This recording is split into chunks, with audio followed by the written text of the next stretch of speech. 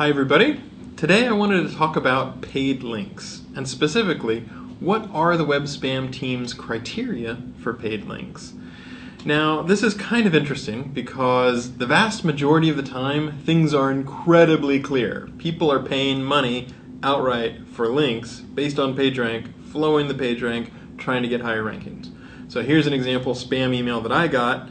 We are offering our high-quality, genuine PR 5 to 9 sites for selling text links. We maintain these quality with our sites, and they talk about unique content with maximum of 5 outbound links. They're selling these, no fake PR, no drop domains, that sort of thing. So 99.9% of the time, it's abundantly clear that these are links that are being bought and paid and sold and all that sort of stuff.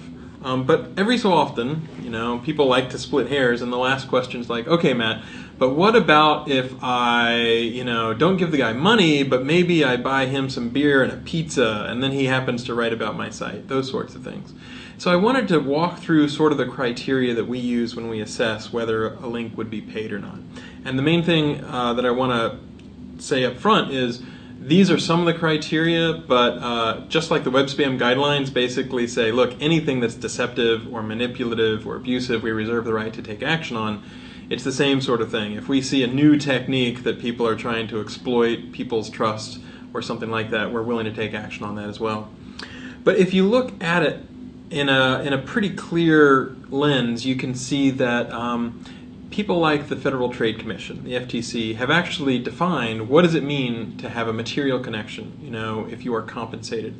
And so if I don't cover the criteria or the examples that you'd be interested in, I would actually encourage you to check out the FTC's guidelines on that or there's similar guidelines from other governmental agencies, because we actually hew pretty closely to the spirit behind those.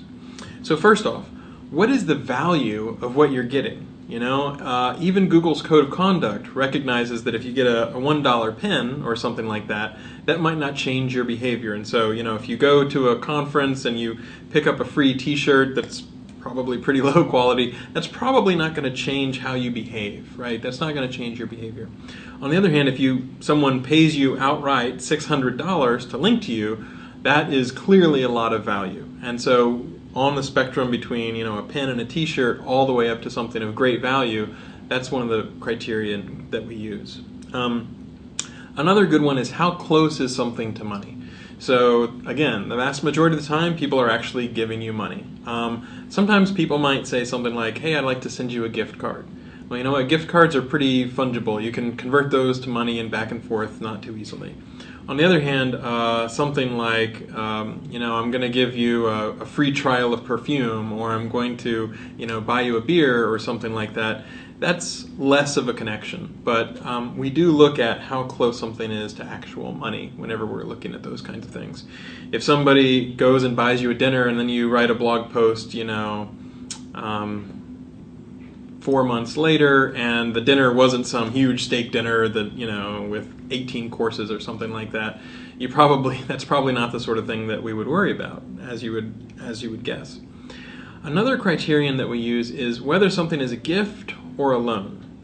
So imagine, for example, that somebody loaned out a car for someone to try out for a week.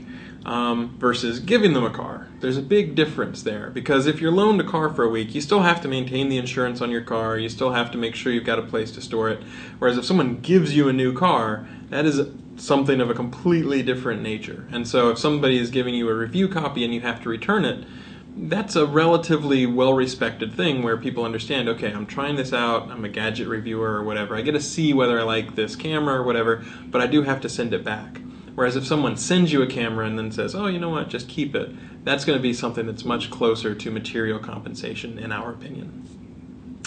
We also look at the intended audience, and it can be hard to judge intent, but bear in mind that the vast majority of the time the intent is crystal clear when someone's giving you actual money to buy links.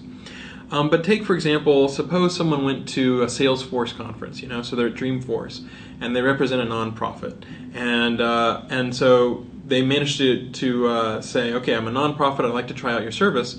And so at Salesforce conference or Dreamforce, they got a year's free use of the service. Now, the intent there was not to get someone to embed paid links within an editorial blog post. The intent was to try to sign somebody up, see how they liked it. They can be someone who can tell other people about it. Maybe it's a subscription or a trial where they get 6 months free, and then after that they have to either convert or start paying money or something along those lines. That is something where the intent is not trying to get links for SEO value, it's so that people can try it out. Similar sort of thing if you go to a conference, right, and it's intended for programmers like Google I/O, and you're giving them a Nexus 7 or something like that because you want them to write more Google apps for tablets or something along those sorts of lines. The difference would be, we have encountered, people who would say, who are supposed to be reporters, who would say, if you give us a laptop, then we will write a nice story about you. And it's giving me a laptop, not, borrowing a laptop. I've certainly dealt with a few consultants who said something like, if you make sure that I get a really nice monitor, I'll make sure that your report from this consultancy looks really good. And that's not the sort of thing that we do, and it's not the sort of thing that we would want to, you would want that to be disclosed. So another thing to consider is whether it would be a surprise. So if you're a movie reviewer, it's not a surprise that somebody probably lets you into the theater and maybe you watch the movie for free. That's not something that's going to be a surprise. If it was a reporter for a tech blog and they said, give me a laptop and I get to keep it, that would be a surprise. And it was something that was not reviewing the laptop. It was just like, I'll write about your startup if you give me a laptop. That would be the sort of thing that really should be disclosed. So when you're looking at the criteria, first off, it's how close is it to money and how valuable is it? Because it's normally money and it's normally the amount of money they're paying to get links. We look at whether it's a gift, whether it's a loan, the intended audience, if somebody's trying to get you to try out the product versus trying to get you to write about it, sponsored blog posts, and we'll give you a little bit of free merchandise, but we really want you to write about it, those sorts of things. And then criteria like, would it be a surprise? Would people expect that as you're writing a review or you're trying out some product, or is it something that's completely off topic that is really not germane to writing about in a particular blog post or something like that? So that gives you a little bit of the idea of the sorts of things that we look at.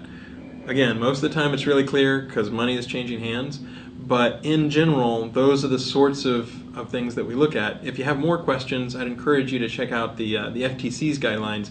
They've got a lot of different examples, and most of the stuff that we view falls right down the same principles as the FTC. Hope that helps.